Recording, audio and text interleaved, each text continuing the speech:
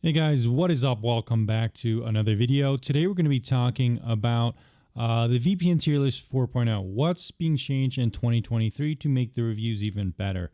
Now I like to do this every year to kind of start over and start fresh with new VPN reviews, depending on kind of adjustments to the rating system, depending on what you guys asked for, as well as some of the changes I know in the industry. This is to make sure the VPN reviews stay as objective as possible, and it does kind of shift ratings around a little bit each year, but there's not significant changes in terms of, one VPN sucking and all of a sudden becoming amazing. So if you've purchased a VPN, you're most likely going to be good with that one that I recommended in the past. That's one good thing here about the channel. Unlike other people on YouTube, I've seen some reviewers recommend one product, and then a year or two later, they just do a complete 180 and recommend other products. It's not what we do here on the channel necessarily. Over time, gradually, things will shift and change, but year to year, things stay pretty consistent with minor changes to kind of improve the system overall. So I hope that makes sense. Today, we're going to be doing a deep dive into what exactly I've changed here, just to remain transparent for you guys and where the points have been adjusted. So here's the current tier list 4.0 system, and I'm going to be updating the reviews coming into next year with a video for each VPN, with a priority for some of the bigger ones first. So first off, guys, I did offer a category for promo codes. If a VPN offers me a special link or promo code for a VPN that will give you guys a specific price that's an additional discount, they will get a point here. So the reason I do this is because some VPNs have certain prices, and then they won't give me a special code because I didn't review them good enough. However, if a VPN does give me a code, whether I review them like top tier or not, then I'll give them a point here. I think every reviewer should be given codes. You guys should be given discounts, a little extra incentive to purchase the VPN, even with a sale price. So that's what I do here for the VPNs, give you guys some promo codes, and it should help you guys get a little bit of an extra discount. And I'm going to give some bonus points there, 0.9 for those VPNs that do that. What else did I change? Well, I did add a couple of points here in the application section. I did change, I did add 0.71, so it's around 1.42 points if a VPN does have remote VPN capabilities, and if it does sell and kind of make its own routers.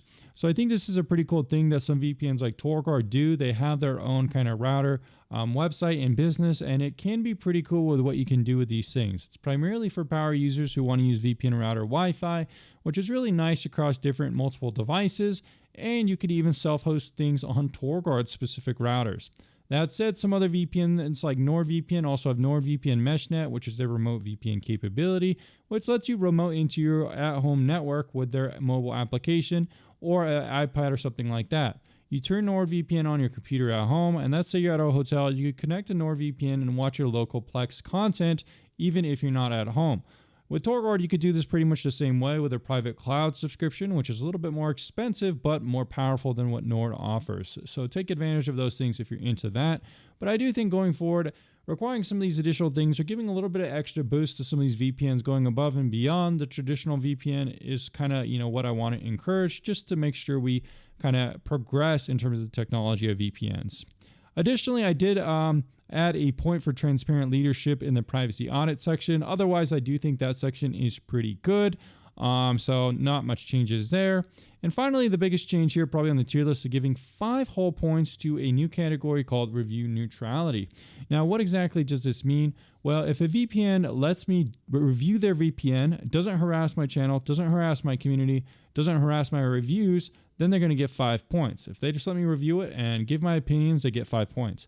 If not, they're not going to get 5 points. So far, this has only been a couple VPNs, and I'll be discussing those VPNs here on the channel soon and why I won't be reviewing them in the future. If a VPN does not get 5 points for the review neutrality, if they're not neutral in the reviews, if they're trying to influence my reviews by usually toxic measures, whether harassment or violating my privacy, posting DMs or anything like that, they're not going to be able to review it here on the channel. They're not going to get those points. So they must get 5 points to be even reviewed here on the channel, because I'm not going to bother reviewing or promoting a product if they're going to be harassing me for doing so. So that's, I hope, fair for you guys and makes sense. Lastly, streaming is about the same. I didn't really make any changes there. So as an aggregate for the next year for 4.0 2023, we have 65.55 total points. Stay tuned on the channel to see where the VPNs end up. There's a little bit of spoilers here if you really want to see. But as always, stay tuned for VPNtierlist.com to have the current best scores for all the VPNs. Anyways, guys, see you in 2023 very soon.